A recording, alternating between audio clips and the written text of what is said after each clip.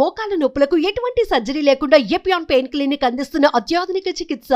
Scene 150 films దాదాపు అయిపోయినాయి. దాదాపు 200 ఇప్పుడు దాదాపు 200. నేను అడిగేది ఎప్పుడంటే ఒక 160 ఫిలిమ్స్ దాదాపు అయిపోయిన సందర్భంలో జగత్ బాబు పని అయిపోయింది అని జనం అనుకోలేదు, దర్శక నిర్మాతలు అనుకోలేదు అని ఎక్కువగా ముందు అనుకున్నది జగత్ బాబే ముందు అనుకొని ఆయన తొందరపడి నిర్ణయం తీసుకుని విలన్ క్యారెక్టర్స్ వైపు టర్న్ అయ్యారు అనేటువంటి అభిప్రాయం ఒకటి ఉంది.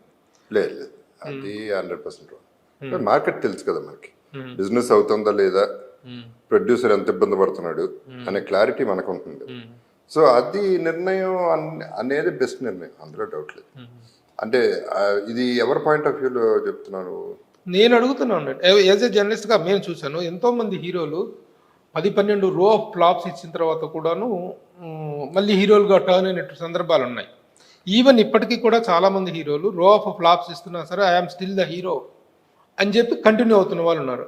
కానీ మీకు అంత బ్యాడ్ సిచ్యువేషన్ రాలా. ఓకే, కొన్ని సినిమాలు ఫెయిల్ అయినాయి, కొన్ని బ్యాడ్ రిజల్ట్ ఇచ్చినాయి, అది కెరీర్లో ఒక చిన్న ఇదైనటువంటి పాయింటే తప్ప అంత డిసిషన్ తీసుకోవాల్సినంత పరిస్థితి కాదు. కానీ మీరు తొందరపడి డిసిషన్ తీసుకొని విలన్ క్యారెక్టర్స్గా టర్న్ అయ్యారనేటువంటిది మీ పట్ల అభిమానం ఉన్న వాళ్ళు కావచ్చు, లేకపోతే అనలిస్టులు కావటువంటిది. Well and good, I take that as a compliment. But ఇక్కడ ఏంటంటే I would say there are 2-3 layers in this. నువ్వు చెప్పింది కరెక్టే, చాలా ఫ్లాపులు తర్వాత రామారావు నాగేశ్వరరావు ఎన్నో ఫ్లాపులు చూసి ఇంట్లో కూర్చున్న రోజులు ఉన్నాయి, వాళ్ళకే ఉన్నాయి, అందరికీ ఉంటాయి. ప్రతి మనిషికి ఉంటుంది, సినిమా యాక్టర్లకి కాదు. అప్ డౌన్ అనేది, రాత్రి పగలు అనేది, అబద్ధం నిజం అనేది, ఎన్ని తెలుపు నలుపు అనేది అందరికీ ఉంటుంది, అందరి లైఫ్లోనే ఉంటుంది. బట్ ఇక్కడ ఏంటంటే I think there are 2 levels of becoming a hero. One is going to the టాప్కి వెళ్ళిపోయాడు అన్న తర్వాత ఎన్ని ఫ్లాప్లు అయినా తట్టుకుంటారు, పీపుల్ విల్ వెయిట్. దాదాపు let us say 35 marks 70 marks 100 marks లాగా డిస్టింక్షన్, 100 మార్క్స్ 100% లాగా 100%కి వెళ్ళిన వాళ్ళు 70%లో డిస్టింక్షన్లో ఉన్న వాళ్ళు ఎప్పుడు కింద పడరు, వాళ్ళు ఎప్పుడు హీరోలుగానే ఉంటారు, వాళ్ళు మళ్ళీ వెనక్కి వస్తారు. నేను 35%లోనే ఉన్నా, 35 to 50%లో. సో నేను పడే ఛాన్సెస్ ఎక్కువ ఉంటాయి, ఒకటి. రెండోటి, నేను హీరోని, బయట ప్రపంచం ఏమనుకున్నా నేను హీరోని అనుకునే వాళ్ళు మూర్ఖులు. బయట అనలైజ్ చేసుకోవాలి సిచ్యువేషన్, నా మార్కెట్ ఏంటి, నేనేంటి, నా లైఫ్ ఏంటి అనేది ఒక అనాలిసిస్ అనేది ఒకటి ఉంటుంది. నేను హీరోని ఇంట్లో కూర్చునేవాడు హీరో ఎట్ అవుతాడు, ఆడనుకుంటున్నాడు, అతను చూసుకుని నేను హీరోని. జనం అనాలి, బయర్స్ అనాలి, ప్రొడ్యూసర్స్ అనాలి, మూడోది నిర్మాత అనాలి, లేకపోతే ఎందుకు వస్తుంది మనకి సినిమా రాదు కదా.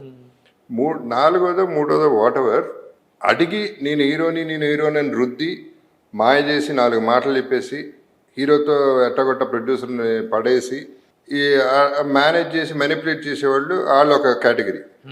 సో నేను ఏ కేటగిరీలోనూ పనికిరాను. నేను చెప్పిన టాప్ 100%లో లేను, డిస్టింక్షన్లో లేను, నేను గవర్నమెంట్ జాబ్లో ఉన్న మనిషిని. So I had to balance it and I could see literally market లేదు అన్న తర్వాతే నేను డెసిషన్ తీసుకుంది. ప్రవరాక్యుడప్పుడు that was the last film as a hero as far as I remember. కొంచెం బిగ్ బడ్జెట్ సినిమా, అదొకటే సినిమా ఉంది నాకు అప్పుడు. మిగతా సినిమాలన్నీ లేవు, రాలేదు, ఎవరు ప్రొడ్యూసర్స్ రాలేదు, లేరు. నేను కదా పడింది 3 years ఇంట్లో కూర్చుంది నేను.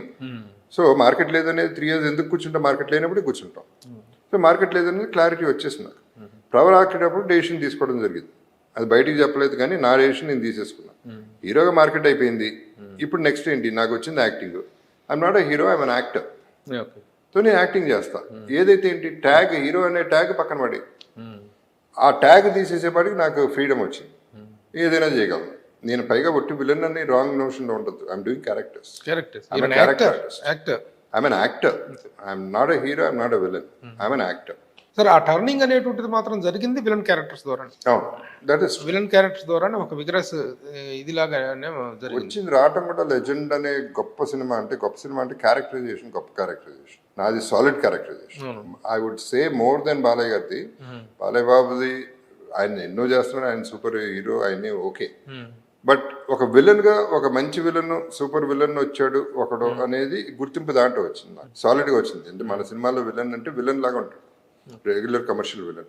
బట్ ఈ నేను చేసింది క్యారెక్టర్లో దమ్ ఉంది. ఒక యంగ్ క్యారెక్టర్, పెళ్ళైన ముందు నుంచి, పెళ్ళైన కాడ నుంచి, తర్వాత older character, older generation, and every scene every shot Boyapati conceive చేసినలో సాలిడ్నెస్, ఆ సాలిడ్నెస్ బాగా హెల్ప్ అయింది నా కెరియర్. తెలివైన నిర్ణయంగా భావించుకోవాలా, విశ్లేషించుకుంటే ఇది ఒక తిరోగమనం అనుకోవాలా?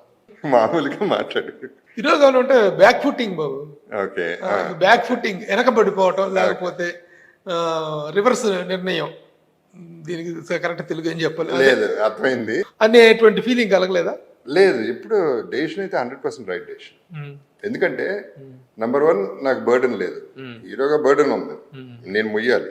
ఇప్పుడు నేను మొయ్య అవసరం లేదు, I'm just one of the pillars of the film. రెండోది, అది లేనప్పుడు ఫ్రీ యాక్టింగ్ వస్తుంది.